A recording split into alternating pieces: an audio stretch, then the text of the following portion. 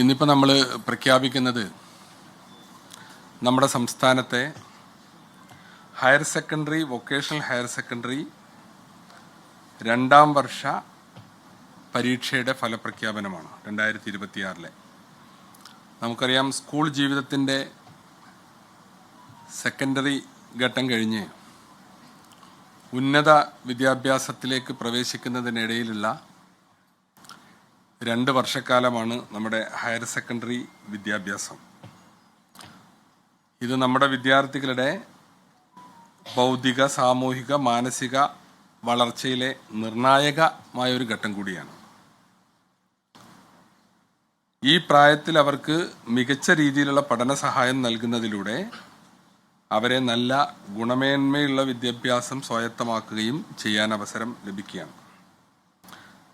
അതിനായുള്ള തീവ്ര പരിശ്രമത്തിൻ്റെയും നിതാന്ത ജാഗ്രതയുടെയും പ്രതിഫലനമാണ് ഇന്ന് നടക്കുന്ന ഈ ഫലപ്രഖ്യാപനം. നമ്മൾ സാധാരണ പറയാറുണ്ട്, സെക്കൻഡറി വിദ്യാഭ്യാസത്തിനും ഹയർ എഡ്യൂക്കേഷനും ഇടയിലുള്ള ഒരു ബ്രിഡ്ജാണ് ഹയർ സെക്കൻഡറി. അപ്പോൾ ഇത് വളരെ ശ്രദ്ധിച്ച് ഈ ബ്രിഡ്ജ് പാസ് ചെയ്യാൻ, കടക്കാൻ സാധിക്കേണ്ടത് ഓരോ വിദ്യാർത്ഥിയും പ്രത്യേകം ശ്രദ്ധിക്കേണ്ട കാര്യമാണെന്ന് ഞങ്ങളൊക്കെ വിദ്യാർത്ഥികളോട് സംസാരിക്കുമ്പോൾ പൊതുവിൽ പറയാറുള്ള ഒരു കാര്യമാണ്. അപ്പോൾ അതാണ് അതിൻ്റെ ഒരു പ്രാധാന്യം. ഹയർ സെക്കൻഡറി ഇന്നത്തെ നമ്മുടെ എഡ്യൂക്കേഷൻ സിസ്റ്റത്തിലെ വളരെ പ്രധാനപ്പെട്ട ഒരു ഘട്ടമാണ്. പൊതുവിദ്യാഭ്യാസ വകുപ്പിന് കീഴിലുള്ള higher secondary, vocational higher secondary രണ്ടാം വർഷ പരീക്ഷാ നടപടിക്രമങ്ങൾ പൂർത്തിയാക്കിയാണ് ഇന്ന് ഫലം പ്രഖ്യാപിക്കുന്നത്. 2026 മാർച്ച് 6 മുതൽ 26 വരെ തീയതികളിലായിട്ടാണ് പരീക്ഷകൾ നടന്നത്. ഹയർ സെക്കൻഡറിയിൽ കേരളം, ഗൾഫ്, ലക്ഷദ്വീപ് എന്നിവിടങ്ങളിലെ 2005 സ്കൂളുകളിലായി 1984 പരീക്ഷാ കേന്ദ്രങ്ങളും, വൊക്കേഷണൽ ഹയർ സെക്കൻഡറിയിൽ 389 പരീക്ഷാ കേന്ദ്രങ്ങളുമാണ് ഉണ്ടായിരുന്നത്. റെഗുലർ കുട്ടികൾക്ക് പുറമെ Scole Kerala, open school, technical higher secondary, special school, art higher secondary എന്നീ വിഭാഗങ്ങളിലെ പരീക്ഷകളും ഇതോടൊപ്പം നടത്തുകയുണ്ടായി. ഹയർ സെക്കൻഡറിക്ക് 89 മൂല്യനിർണയ ക്യാമ്പുകളും, വൊക്കേഷണൽ ഹയർ സെക്കൻഡറിക്ക് 8 മൂല്യനിർണയ ക്യാമ്പുകളും സജ്ജീകരിച്ചിരുന്നു.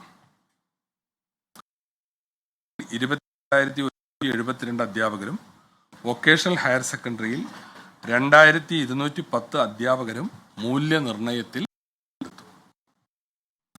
2026 ഏപ്രിൽ 16 മുതൽ മെയ് 11 വരെ തീയതികളിലായിട്ടാണ് മൂല്യനിർണയം പൂർത്തിയാക്കിയത്. മൂല്യനിർണയത്തോടൊപ്പം ടാബുലേഷൻ ജോലികളും പൂർത്തിയാക്കി.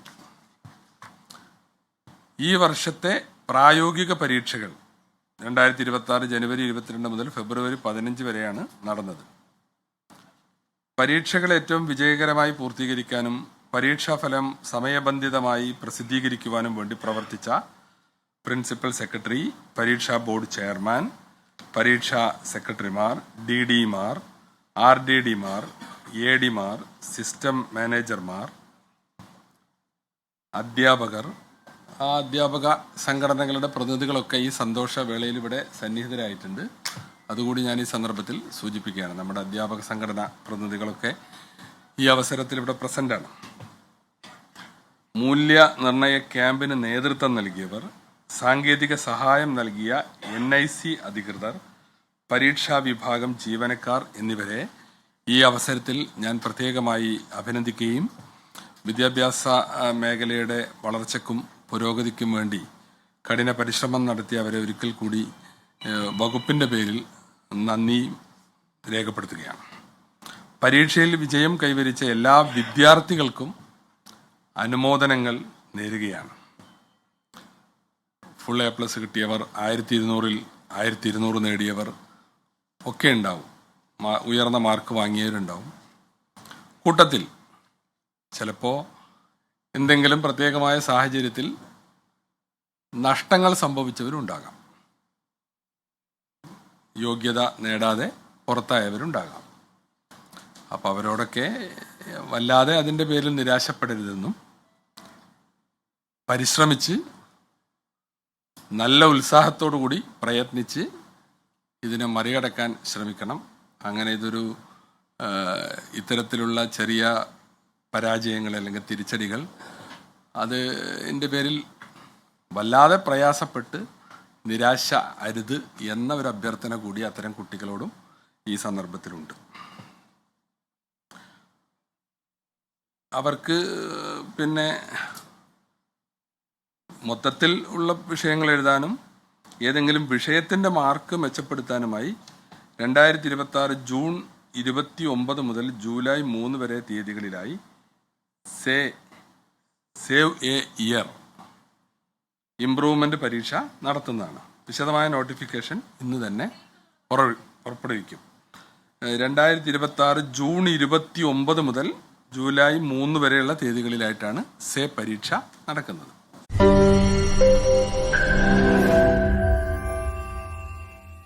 ലോകത്തെവിടെയായാലും ഏത് സമയത്തും 24 വാർത്തകളും ഓഗ്മെന്റഡ് റിയാലിറ്റി പാക്കേജുകളും എക്സ്പ്ലെയിനറുകളും വിശദമായി കാണാൻ ഞങ്ങളുടെ യൂട്യൂബ് ചാനൽ നിങ്ങൾക്ക് സബ്സ്ക്രൈബ് ചെയ്യാം.